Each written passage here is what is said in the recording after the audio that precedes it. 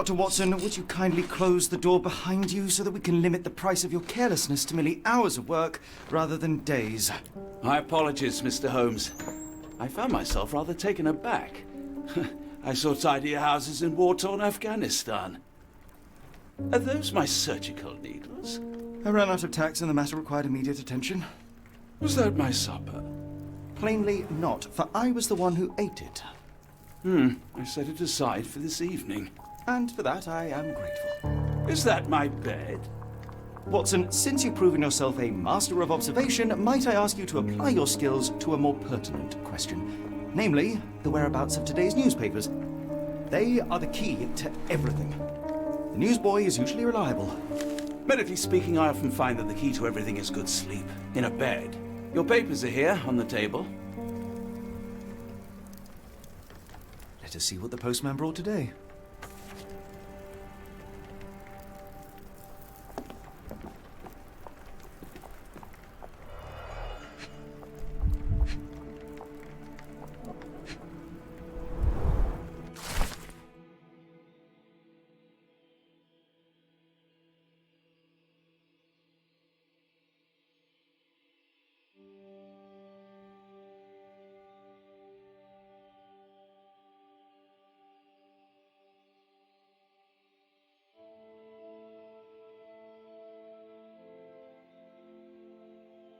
Local gossip, all of it uninteresting.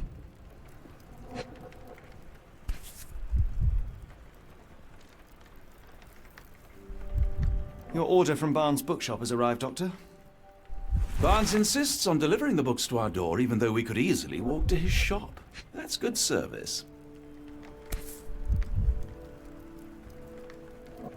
Another letter from Werner. I never reply, but they keep coming.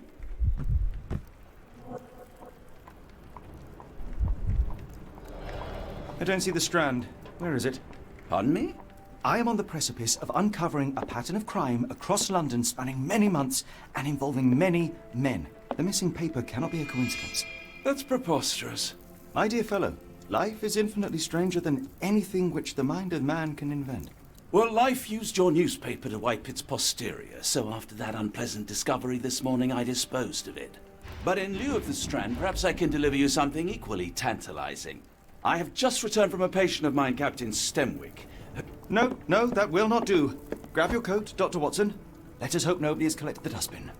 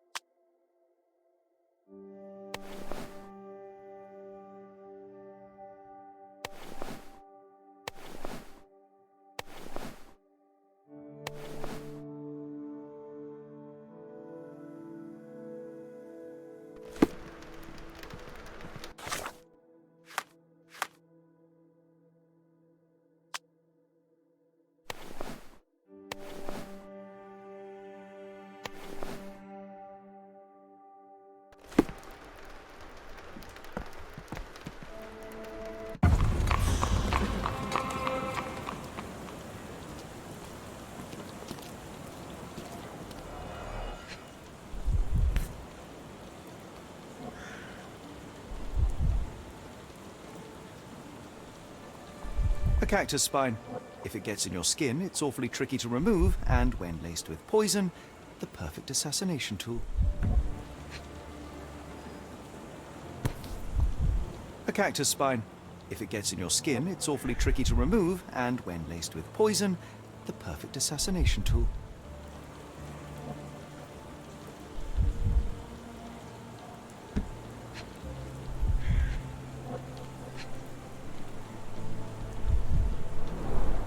You were mistaken, Dr. Watson. The paper was indeed dirtied, but not how you implied. It's potting soil. See, Watson? The conspiracy is real. Someone tried to poison me. Poison? You? That's madness. Get the Strand! Get your copy of the Strand here! Sorry, Mr. Holmes. I just sold my last paper. Blast. Then why are you still here? Boss pays by the hour. No sense in returning early. You're a bright child. I presume you see everything that goes on around here? Nothing gets past me, mister. Then tell me, did you notice anyone suspicious at my door this morning? Like the man with your newspaper? Precisely. What do you know? I know the value of a shilling. Dr. Watson. Cool, now I can take the day off. Did you see what he was up to? Nah, not really. I saw him approaching your house, but I had a customer. Then there's a loud bang. I ducked down. Not because I was scared, because I wasn't. I had to protect the merchandise, and all I could see was him kneeling at your door. Which way did he go? Not sure. I was distracted by customers. Sorry. Can you describe the man you saw? He was carrying a lot of books. Up to his chin they were. Never heard of a well-read assassin. Looks can deceive. Hence the appeal of disguises.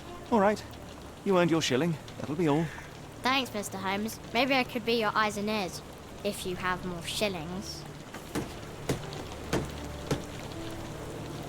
Get the Strand! Get your copy of the Strand here!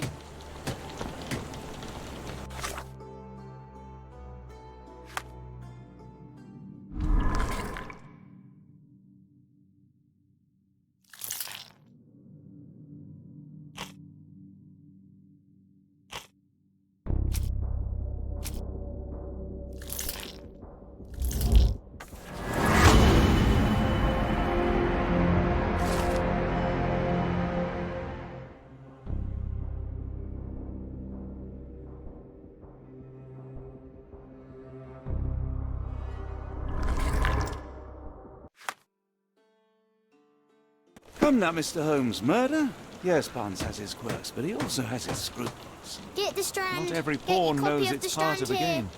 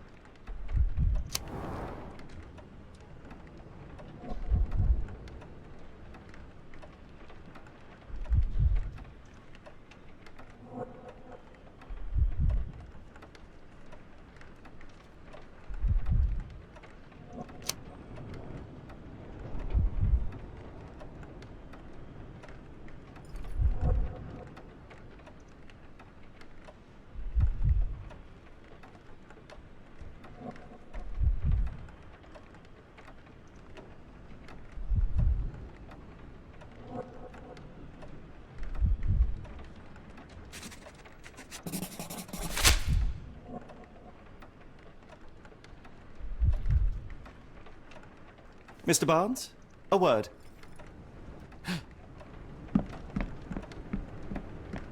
Oh, for goodness sake.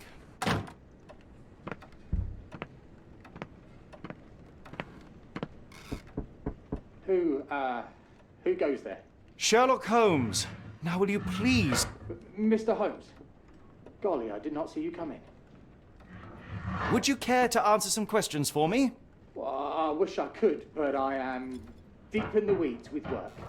How about we reschedule in a month or two?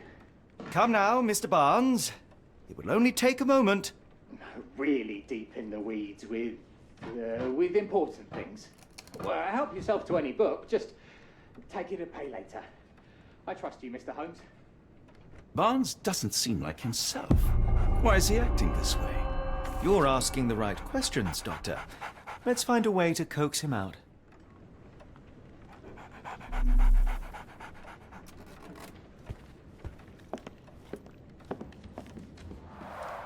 The ladder is broken, recently, judging by the freshness of the wood.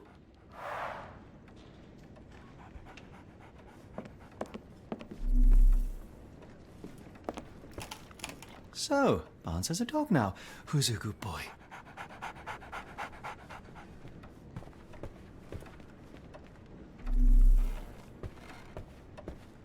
I could hardly imagine anything more macabre.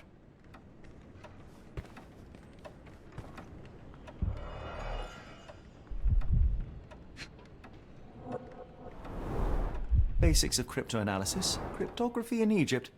It appears Barnes has an interesting hobby.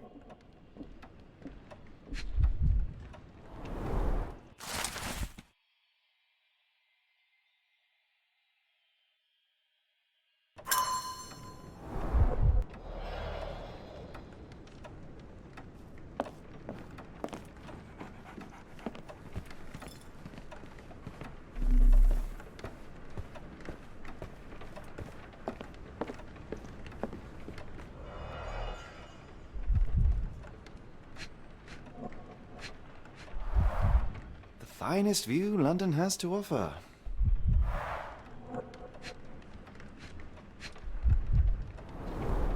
In the language of Mycroft's secret agents, it's a sign. Dried flowers are replaced when the job is done.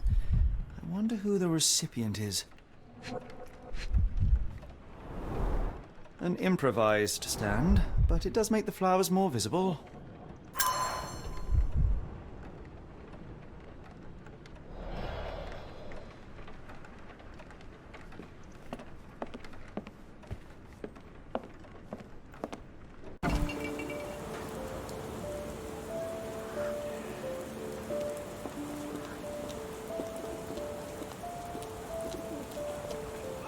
The weather is dreary, isn't it?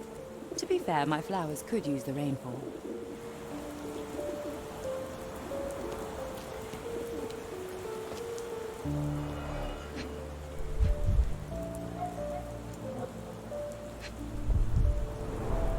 Encouraging people to stop and smell the roses? Our national emblem. God save the Queen. It must take patience and care to produce a bloom so beautiful. I imagine so. I merely sell them. Familiar spine? Is this what I found in my dustbin? The pot is damaged. The blow was severe, but softened by something.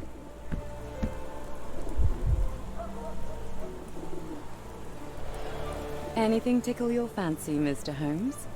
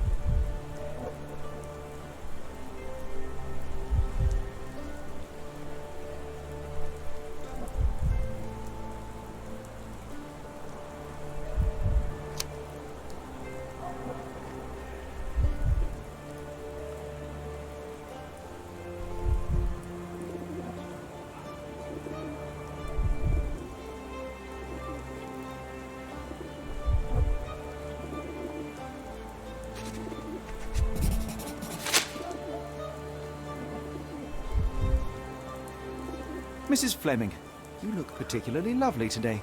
Is there a reason? Does a woman need a reason to look or feel beautiful? No, but your distant look suggests you seek one man's gaze in particular. Who told you that? Nobody. Merely a keen eye and some simple deduction. Well, I'll kindly ask you to keep your keen eye to yourself, Mr. Holmes.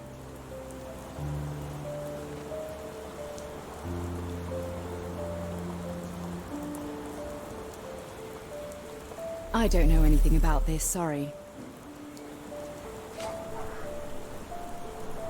One of these things is not like the other.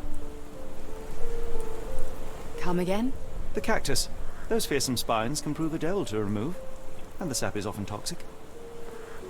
And a rose thorn can give you tetanus, but we still grow them. The cactus seems comparatively harmless, though you have me thinking it must be valuable. I was under the impression that you knew its price already. Your guess is as good as mine. The first time I saw this cactus was when I came back from my break.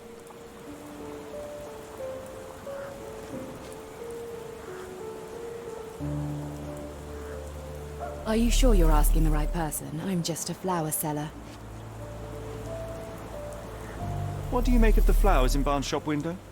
Well, they could use a bit of water. Do they mean anything to you? Mean anything how? I'm not sure I follow, Mr. Holmes. Why do you think they're there? Are you suggesting the flowers are for me? It seems likely, does it not? Oh, I hope you're right.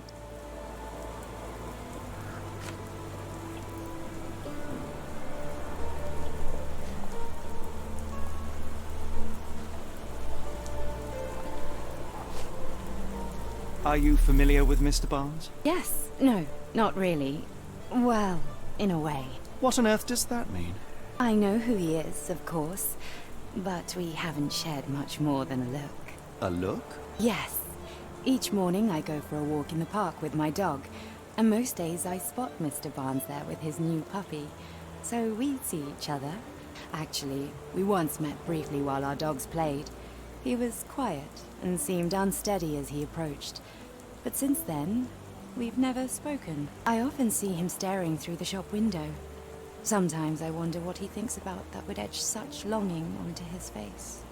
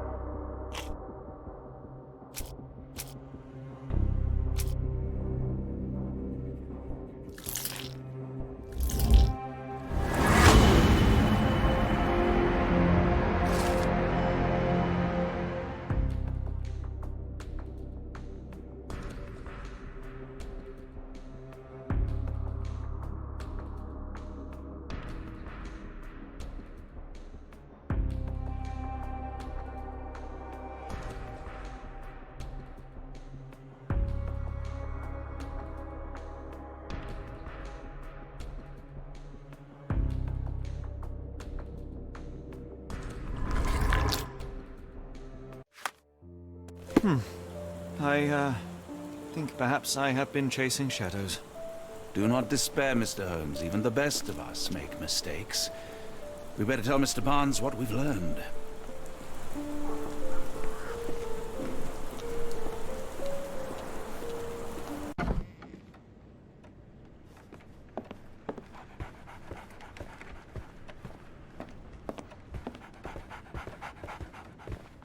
Mr. Barnes, I know what you did, and I know why you did it.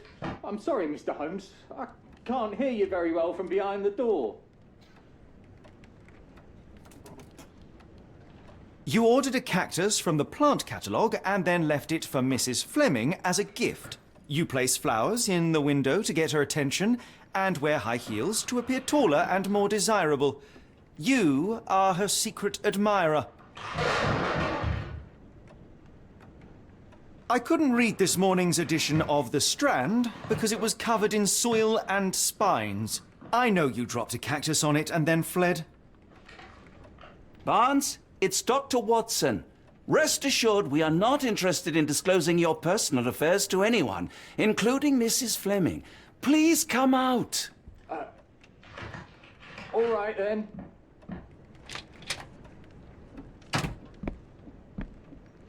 So, you know what happened then? I was on my way back from the post office, having picked up the cactus and some books. It was quite an awkward package, heavy too, and when I got to your door, I dropped the cactus in your paper. Forgive me. I needed that paper to prove a theory and prevent a crime. Your actions were rather disruptive. Your clumsiness carrying the post is matched only by the clumsiness of your romantic gesture. Oh, it's true. I am useless with this sort of thing. I'm not even sure if Mrs. Fleming noticed. As in most things in life, truth is the answer. Cease with the abstruse signals and anonymous gifts, and simply talk to the woman. What is the worst that can happen? She rejects you, and you are freed from this endless purgatory. That... Yes, you are correct, of course. I do have a slight tendency to overthink things. Thank you. So, at last, we return to the matter of the paper. I'm investigating a string of burglaries. Did you perhaps read of any before the edition was spoiled?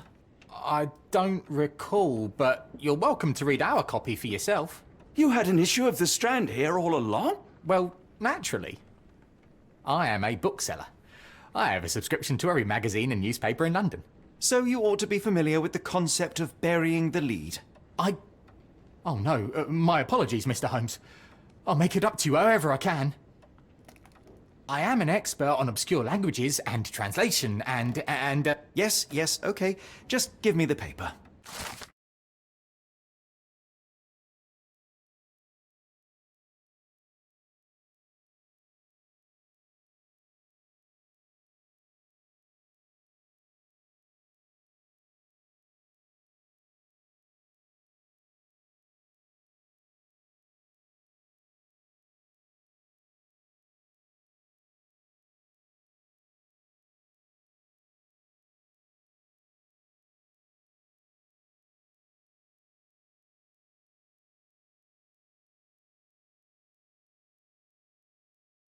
Come, Dr. Watson.